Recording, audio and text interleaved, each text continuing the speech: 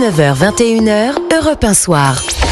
Tout ce qu'il fallait pas louper aujourd'hui sur Europe 1. Bonsoir Dimitri Vernet. Bonsoir Pierre, bonsoir à tous. Boualem Sansal condamné en appel à 5 ans de prison en Algérie. Écoutez la réaction d'Arnaud Benedetti, fondateur du comité de soutien à l'écrivain franco-algérien. Il était au micro Europe 1 de Pascal Pro et vous. On se retrouve dans une situation évidemment particulièrement préoccupante, très inquiétante.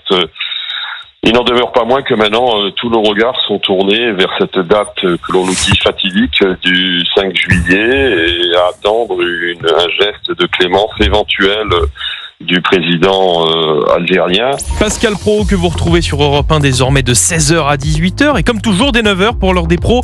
Au programme ce matin donc Boualem Sansal et le journaliste sportif Christophe Glaise condamné lui à 7 ans de prison en Algérie. J'aurais pu imaginer qu'il soit à la une du journal Libération. Hélas pour lui, pour que le soutien médiatique soit total, Christophe Glaise ne croupit pas dans les geôles de Vladimir Poutine.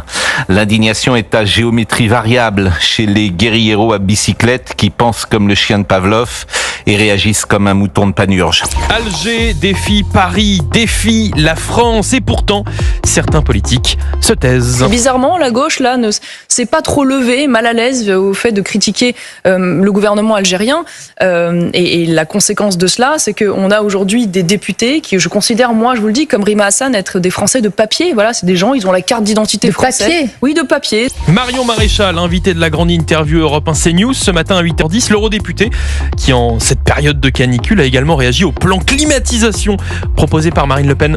On a vraiment le sentiment que rien ne marche dans ce pays, pas même la gestion de la climatisation, quoi. C'est quand même affligeant, c'est-à-dire que on sait aujourd'hui, on est capable de l'anticiper qu'il va y avoir un coup de chaud sur la France et on n'est pas capable de faire en sorte que les étudiants et les élèves puissent être en classe dans de bonnes conditions sur des prétextes qui sont totalement fallacieux. Les écologistes comme Marine Tondelier affirment que défendre la clim, c'est être d'extrême droite. Voilà donc le débat politique en France. Alors Christine Kelly s'adapte entre 11h et 13h. Selon vous, la climatisation, est-ce que c'est de droite ou de gauche? Ça, c'est une vraie question. Écoutez, il y a bien qu'en France où on peut poser des questions de ce genre, J'avoue. mais je ne suis pas étonné.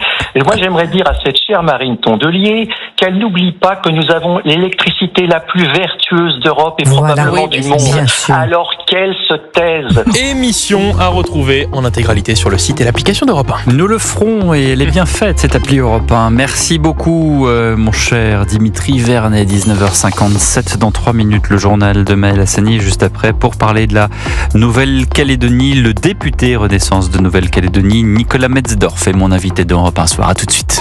19h-21h, Europe 1 Soir.